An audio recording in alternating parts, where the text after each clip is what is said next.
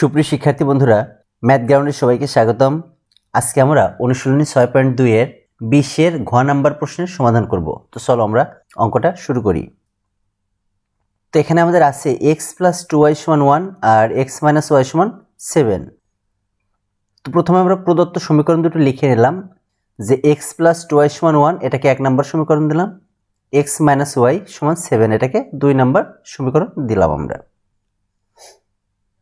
এখন আমরা লিখলাম যে 1 নং সমীকরণ হতে পাই। তো 1 নম্বর সমীকরণ লিখলাম x + 2y = 1 বা 2y সমান এই যে 1টাকে এই x টাকে আমরা ডান পাশে নিয়ে গেলাম। তো x এর মান প্লাস ছিল, এখানে হবে মাইনাস। অতএব y সমান এই 2 কে আমরা যদি ডান পাশে নিয়ে আসি, এটা গুণ আকারে আসে, এ পাশে আসলে ভাগ হবে, অর্থাৎ 1 - x/2। এখন x এর বিভিন্ন মানের জন্য y এর মান বের করে নিচের ছকটি তৈরি করি। অর্থাৎ এখানে আমরা একটা ছক নিব, এটা 1 নাম্বার ছক। এখানে x এর জায়গায় বিভিন্ন মান দিব, দিলে y এর মান কত আসে সেটা লিখব। তো দেখো আমরা x এর মান ধরলাম -7। তো x এর মান যদি আমরা এই সমীকরণে -7 বসাই, তাহলে y এর মান আমার কত আসছে 4, তাহলে এখানে লিখব 4। আবার x এর মান যদি আমরা -3 ধরি, সেই ক্ষেত্রে দেখো -3 ধরলে y এর মান আসে 2, তাহলে আমরা এখানে লিখব 2। এরপর x এর মান যদি আমরা 1 ধরি, তাহলে x এর মান 1 এর জন্য y এর মান আসে 0, তাহলে আমরা এখানে লিখব 0। আবার x এর মান আমরা 5 ধরলাম, তো x এর মান 5 এর জন্য y এর মান কত আসছে দেখো আমাদের -2, তাহলে এখানে লিখব -2। একইভাবে আমরা x এর জায়গায় যখন 9 ধরলাম, তখন দেখি y এর মান কত আসে। তো y এর মান আসছে আমার -4, তার আমরা এখানে লিখব -4। এখন শিক্ষার্থী বন্ধুরা দেখো আমাদের 1 নাম্বার ছকটা কমপ্লিট হয়ে গেছে। এইবার আমরা 2 নাম্বার সমীকরণ থেকে দ্বিতীয় ছকটাও তৈরি করব। দেখো আবার 2 নং সমীকরণ হতে পাই x - y = 7 বা x - 7, অর্থাৎ এই 7 কে আমরা এই পাশে নিয়ে আসলাম, এই জন্য মাইনাস, আর -y কে আমরা ডান পাশে নিলাম, এই জন্য প্লাস হয়েছে এটা। অতএব এখন আমরা সম্পূর্ণ পক্ষটাকে চেঞ্জ করে ফেলবো, অর্থাৎ y কে বাম পাশে নিয়ে আসবো আর x - 7 কে ডান পাশে নিয়ে যাব। এখন x এর বিভিন্ন মানের জন্য y এর মান বের করে নিচের ছকটি তৈরি করি। তো এখানে দেখো আমরা ছকটা তৈরি করলাম, আর এই ছকটা হচ্ছে 2 নাম্বার ছক। তো দেখো x এর মান যদি আমার 1 হয়, x এর মান যদি আমার 1 হয়, তাহলে y এর মান আসে -8, তাহলে এখানে লিখব -8। x এর মান আমরা আবার যদি শুধু 1 ধরি, তাহলে আমাদের y এর মান কত আসে -6, তাহলে এখানে লিখব -6।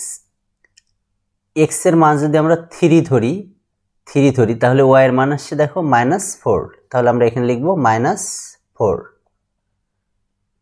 x এর মান 3 এর পরে 5 ধরলে দেখো y এর মান কত আসে -2, তাহলে এখানে লিখব -2।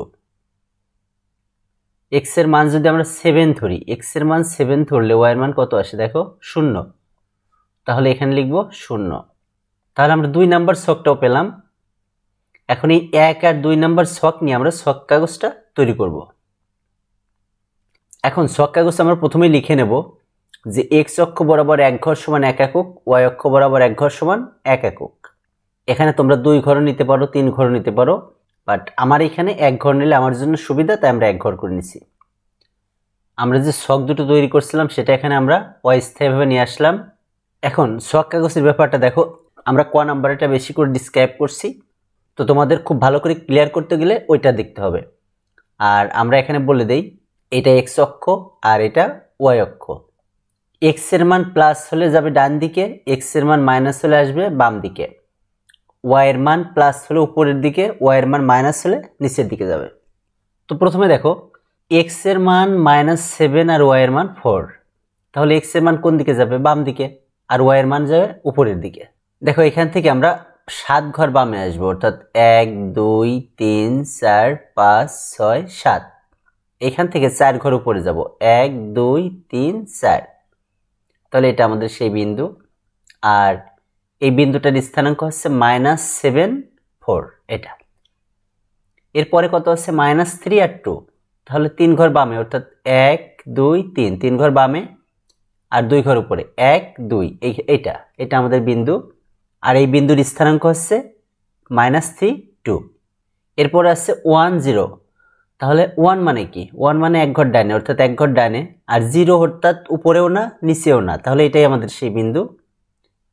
আর এর স্থানাঙ্ক হচ্ছে 1 0। এরপর আছে 5 -2।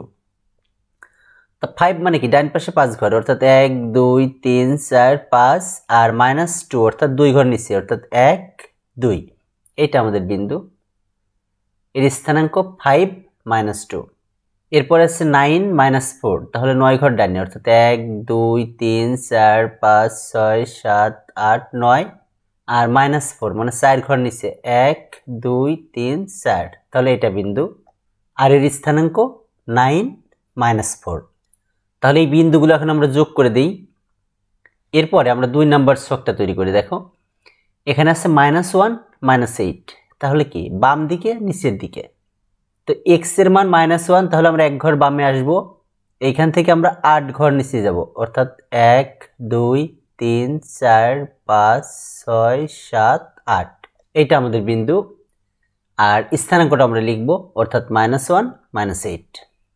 এরপর আছে 1 -6। তাহলে 1 মানে কি? ডান পাশে এক ঘর, আর -6 তাহলে 6 ঘর নিচে, অর্থাৎ 1 2 3 4 5 6। এইটাই আমাদের বিন্দু। আর এর স্থানাঙ্ক 1 -6। এরপরে আছে দেখো 3 -4।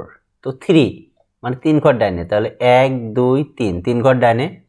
আর -4 তার মানে 4 ঘর নিচে, 1 2 3 4। এটা তো এটার স্থানাঙ্ক হবে আমার 3 -4। এরপরে আসছে কত? দেখো 5 -2। তো 5 -2 অলরেডি আমাদের নেওয়া হয়ে গেছে এখানে, তো এটা নেওয়া লাগবে না। এরপরে আছে 7 0। তাহলে 7 ঘর ডানে, অর্থাৎ 1 2 3 4 5 6 7 ঘর ডানে।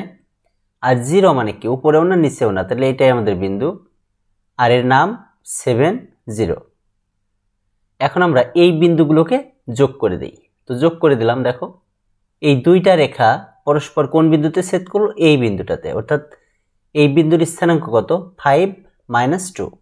তাহলে এই যে বিন্দুতে আমাদের ছেদ করলে এই বিন্দুটার নাম আমরা দিলাম এ। তাহলে দুইটা রেখা এ বিন্দুতে ছেদ করছে, যেটার স্থানাঙ্ক হচ্ছে 5 -2। তাহলে আমাদের গ্রাফ পেপার কিন্তু কমপ্লিট। এখন আমরা গ্রাফ পেপারের বর্ণনাটা লিখি। দেখো মনে করি x ও x ড্যাশ ও y ও y ড্যাশ যথাক্রমে x অক্ষ ও y অক্ষ এবং 0 মূলবিন্দু, অর্থাৎ এটা x অক্ষ, এটা y অক্ষ, আর 0টা মূলবিন্দু। x ও y অক্ষ বরাবর এক ঘর সমান 1 একক ধরি, অর্থাৎ আমরা এখানে 1 একক ধরছি এক ঘরকে। তোমরা তোমাদের প্রয়োজন মতো 1 ঘর ধরতে পারো, 2 ঘর ধরতে পারো, বা 3 ঘর ধরতে পারো, 5 ঘর পর্যন্ত ধরতে পারো। ছক 1-এ -7 4 -3 2 1 0 5 -2 9 -4 বিন্দুগুলোকে ছক কাগজে স্থাপন করি, অর্থাৎ এই যে আমরা বিন্দুগুলোকে স্থাপন করছি এটাই।